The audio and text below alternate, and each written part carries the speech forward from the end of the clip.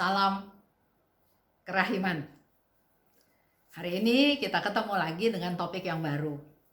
Saya membaca suatu buku, judulnya Tell My Priest.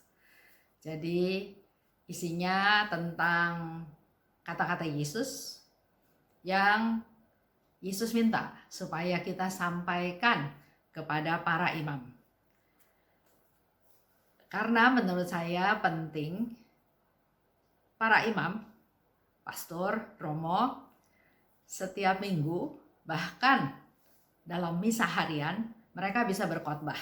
Dalam homilinya, mereka bisa menyampaikan apa yang menjadi pesan-pesan Yesus dari dalam diary Faustina yang berbicara tentang kerahiman Tuhan yang tidak terbatas.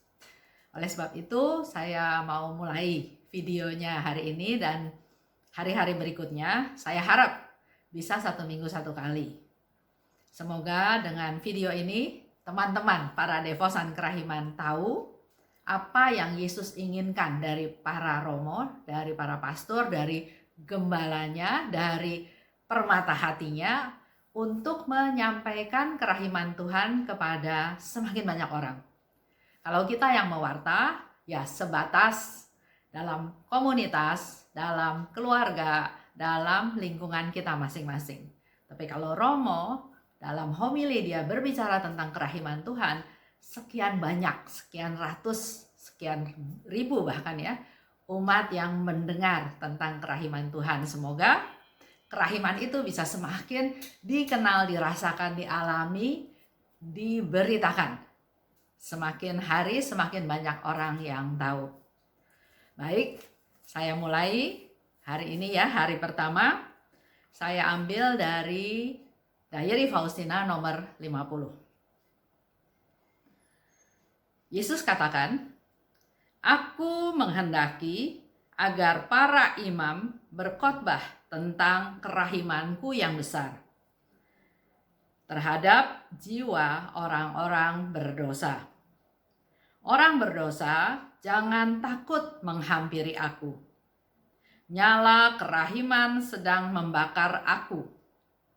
Aku ingin mencurahkannya atas jiwa-jiwa itu." Nomor 50, masih sangat awal dari buku diary Suster Faustina ya. Kalau Bapak Ibu ingat, nomor 47, 48 bicara tentang gambar kerahiman ilahi dan pesta kerahiman. Dan nomor 50, Yesus langsung katakan kepada Suster Faustina bahwa dia ingin supaya para imam berkhotbah tentang kerahimanku yang besar. Nah, kalau kita lihat nomor 50 ini, ada beberapa poin ya yang perlu diperhatikan. 1, Yesus minta supaya para imam berkhotbah tentang kerahimanku yang besar. Berkhotbah, mewartakan kabar baik. Dan itu bisa dilakukan oleh para imam pada setiap dia memimpin misa, dalam perayaan Ekaristi, dalam homilinya. Seperti kita tahu keadaan sekarang ya, setelah pandemi COVID-19 berlalu, 3 tahun ya, kita semua tahu, kita semua mengalami dampak dari pandemi tersebut. Ada yang kehilangan anggota keluarganya, orang-orang yang dikasihinya. Ada juga yang mengalami kebangkrutan. Usahanya tutup. Ada juga yang di PHK. Ada yang bermasalah dengan keuangannya. Dia sudah invest di mana-mana, ternyata bisnisnya tidak berjalan sesuai dengan rencana. Juga masalah kesehatan.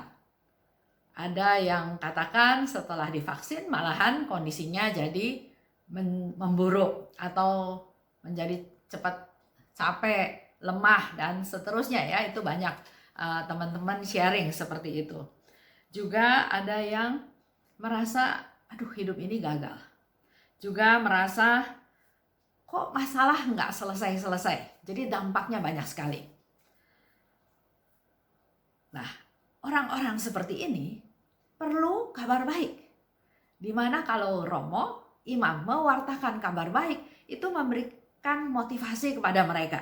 Ya, misalnya di Roma 10, 12b sampai 15b. Di situ dikatakan, yang berseru pada Tuhan akan diselamatkan. Yang berseru pada Tuhan akan diselamatkan. Tapi bagaimana berseru kalau mereka nggak percaya? Pasti ya, kalau kita nggak percaya sama Tuhan, ya pasti kita nggak berseru ke Tuhan. Nah, di Roma dikatakan, bagaimana mereka berseru? Padahal mereka nggak percaya. Bagaimana mereka bisa percaya kalau nggak ada yang cerita tentang kebaikan Tuhan? Bagaimana mereka bisa tahu kebaikan Tuhan kalau nggak ada yang memberitakan kebaikan tersebut? Dan bagaimana memberitakannya kalau tidak ada yang diutus? Jadi di sini kita bisa melihat ya bahwa banyak orang perlu ditolong, perlu dibantu. Saya baru dengar tadi pagi ya di TV. Ada seorang laki-laki mencuri sepeda atau mencuri motor. Tertangkap. Kenapa kamu mencuri? Saya mencuri karena saya harus bisa menunjukkan kepada istri saya bahwa saya punya sesuatu. Karena katanya istrinya sudah selingkuh selama dengan orang lain dan istrinya memberikan dia waktu dalam 3 hari dia harus punya sesuatu. Kalau dia nggak berhasil, maka si istri ini akan selingkuh terus dengan laki-laki lain ya, akan meninggalkan dia. Alasan yang sangat sepele tapi terjadi kenyataan. Itulah kehidupan sekarang, kerasnya kehidupan sekarang. Jadi perlu ada yang diutus untuk memberitakan, untuk mewartakan sehingga orang yang nggak tahu menjadi tahu. Setelah tahu mereka mengenal dan semakin mengenal dan akhirnya mereka bisa percaya. Dan kalau percaya maka dia pasti akan berseru kepada Tuhan. Ya, itu lihat rentetan daripada kejadian yang ada. Atau bisa juga kita lihat di Matius 11 ayat 28-30. Ini sudah sangat terkenal ya. Yesus katakan, marilah kepadaku semua yang letih lesu dan berbeban berat. Aku akan memberi kelegaan kepadamu. Pikulah kuk yang kupasang dan belajarlah padaku, karena aku lemah lembut dan rendah hati. Dan jiwamu akan mendapat ketenangan. Sebab kuk yang kupasang itu enak, dan bebanku pun ringan. Ini kabar baik, solusi dari Yesus. Marilah kepada aku semua yang letih lesu dan berbeban berat. Begitu banyak orang yang mengalami beban berat, letih lesu, melaksanakan usaha, merencanakan usaha gagal dan gagal lagi. Dalam relasi keluarga, mungkin pernikahannya tidak berjalan dengan mulus. Terjadi perceraian. Capek ya, mereka merasa kok hidup ini seperti ini. Nah, Yesus memberikan solusi. Marilah kepadaku kamu yang letih lesu dan berbeban berat. Permasalahannya adalah ada enggak yang menyampaikan, memberitakan pesan Yesus itu kepada mereka yang sedang berbeban berat.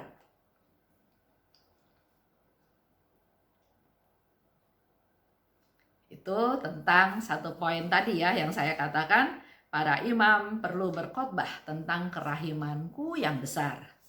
Poin yang lain yang perlu kita perhatikan dari nomor 50 adalah khususnya untuk orang-orang berdosa. Semua orang di diary juga dikatakan perlu kerahiman Tuhan. Tapi di dalam hal ini Yesus penekanannya pada orang-orang yang berdosa. Yesus datang ke dunia untuk orang yang sakit, bukan untuk orang yang sehat. Yesus datang ke dunia untuk orang-orang yang berdosa supaya bertobat, supaya mereka mengalami keselamatan. Sehingga penekanannya Yesus katakan khususnya untuk orang-orang berdosa. Tuhan itu Maha Pengampun. Tuhan itu Maha Pemurah. Tapi ada orang-orang tertentu yang merasa, aduh dosa saya tuh udah terlalu banyak. Nggak mungkin lah Tuhan mengampuni dosa saya. Sama seperti cerita Yudas Iskariot. Dia berdosa, dia menjual Yesus, dan dia merasa nggak mungkin Tuhan itu bisa mengampuni dia. Padahal Tuhan itu Maha Pengampun. Kerahimannya tidak terbatas.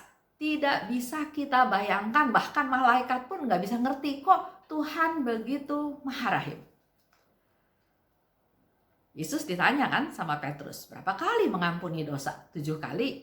Yesus bilang, enggak, 70 kali 7 kali. Ya, jadi jangan dihitung. Bahkan menurut saya ya, selama orang itu minta ampun, selama orang itu bersalah, mengaku salah, ampuni. Kalau kita lihat di Lukas 15 ayat 32, atau kalau kita baca secara keseluruhan di Lukas, itu kan bicara tentang anak yang hilang. Bagaimana si anak hilang, anak bungsu ini, anak kurang ajar ini minta harta dari ayahnya.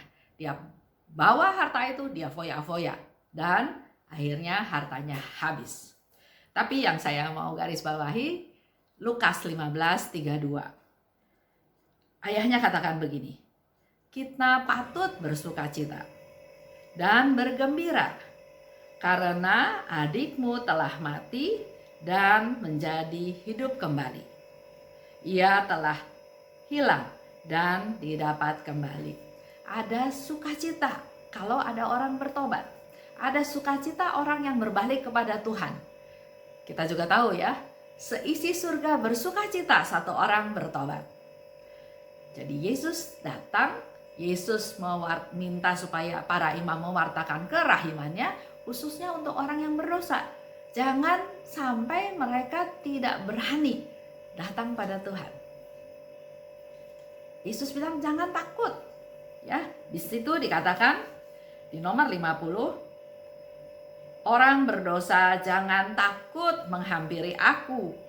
Nyala kerahiman sedang membakar aku dan aku ingin mencurahkan pada mereka. Jadi Yesus ingin mencurahkan rahmatnya, kerahimannya pada orang yang berdosa tersebut. Oleh sebab itu jangan takut. Ada orang yang harus bisa bercerita kepada dia bahwa Tuhan itu maha rahim. Jangan takut untuk datang pada Tuhan. Yang ketiga, poin yang ketiga ya. Yesus minta supaya para imam mengatakan kepada mereka tentang kerahimannya. Orang berdosa, semerah apapun dosanya, sehitam apapun dosanya, jangan takut menghampiri aku. Karena Yesus ingin mencurahkan kerahimannya atas jiwa itu. Kalau kita lihat juga di Yohanes 19 ayat 28, dengan jelas Yesus katakan, aku haus. Haus apa? Dari Diary Faustina kita juga banyak ya baca, dapat masukan tentang aku haus.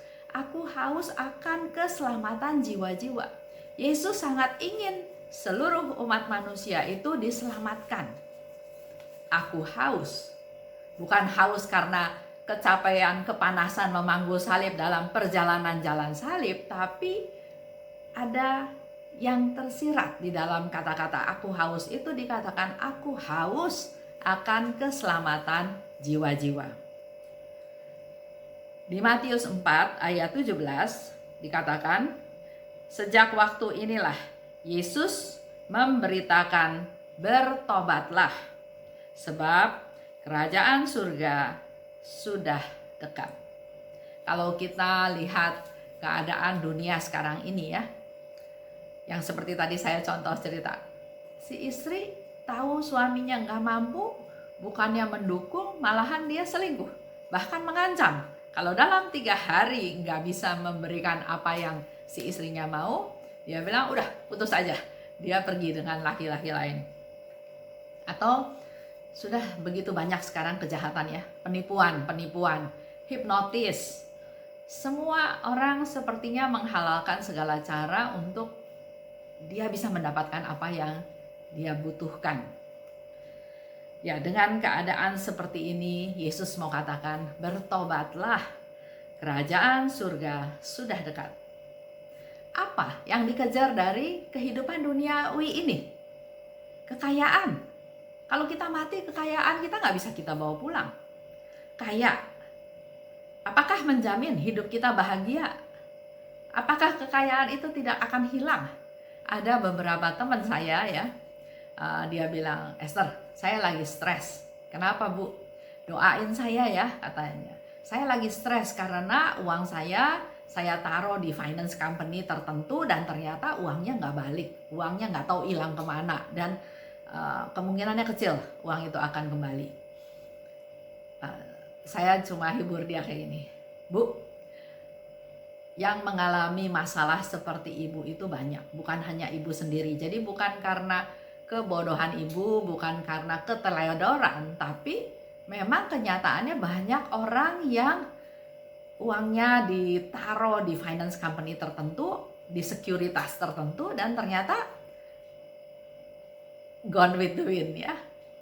Saya cuma tanya gini, ibu, dengan uang itu hilang, anggaplah uang itu hilang, ibu masih bisa hidup nyaman nggak? Maksudnya masih bisa hidup satu hari makan 3 kali, bisa memenuhi kebutuhan sehari-hari. Oh bisa, Bu Esther katanya gitu. Syukuri. Karena mungkin banyak juga orang yang mengalami nasib seperti ibu, tapi mereka uangnya habis-habisan. Betul-betul nggak ada uang, bahkan mungkin ada yang pinjam. Banyak sekali yang mengalami hal yang sama seperti yang ibu alami. Bersyukur Tuhan masih pelihara. Bersyukur ibu masih bisa hidup hari lepas hari dengan cukup. Kalau uang itu balik ya syukur. Tapi kalau enggak, jangan sampai stres ibu ini ibu bawa terus berpuluh-puluh tahun sampai akhirnya tua dan uang itu enggak kembali, dan buat apa hidup ini? Nah, banyak masalah yang dihadapi oleh orang-orang seperti itu. Dan kita juga perlu mengingatkan mereka, menghibur mereka bahwa itu bukan satu-satunya yang harus dikejar. Kekuasaan. Ada lagi satu teman ya, dia kerja sudah puluhan tahun di satu perusahaan. Karena ya mungkin permasalahan intern di dalam perusahaan, mungkin saling jegal ya, mungkin juga mau dapat posisi yang lebih bagus, sehingga ada aja yang dikorbankan. Dan apa yang harus dia lakukan? Ya sudah, terima saja, syukuri saja. Sebagai orang beriman, Tuhan izinkan itu terjadi dan pasti Tuhan punya tujuan jauh lebih baik dari masalah tersebut. Semakin orang banyak yang berdosa, Yesus katakan, bertobatlah. Dan selanjutnya juga Yesus katakan di Lukas 6:36, hendaklah kamu murah hati seperti Bapamu murah hati. Banyak juga di antara kita ya yang masih mengalami pergi ke gereja setiap hari, misa pagi setiap hari, tapi masih ada dendam, masih ada marah, masih ada keinginan untuk membalas, masih ada keinginan untuk membuat orang lain susah. Yesus bilang, bertobatlah. Hendaklah kamu murah hati. Murah hati artinya kita legowo, mau mengampuni mereka yang bersalah kepada kita. Mau mengampuni mereka bukan untuk kepentingan mereka, tapi untuk kepentingan kita supaya kita tidak hidup di dalam masalah tersebut, di dalam situasi tersebut. Yesus katakan, kamu hanya akan mengalami damai kalau kamu berpaling pada kerahimanku. Itulah salah satu alasan, salah satu mungkin reason ya, poin yang Yesus bilang, ayo para imam, dalam homili wartakanlah kerahimanku. Karena keadaan dunia juga yang seperti sekarang ini. Semoga dengan para romo yang mulai berkhotbah tentang kerahiman Tuhan bisa memberikan solusi, bisa memberikan penghiburan, bisa memberikan kekuatan, bisa membantu mereka-mereka yang sedang bermasalah, dan yang terpenting kerahiman Tuhan semakin menyebar. Terima kasih. Salam kerahiman.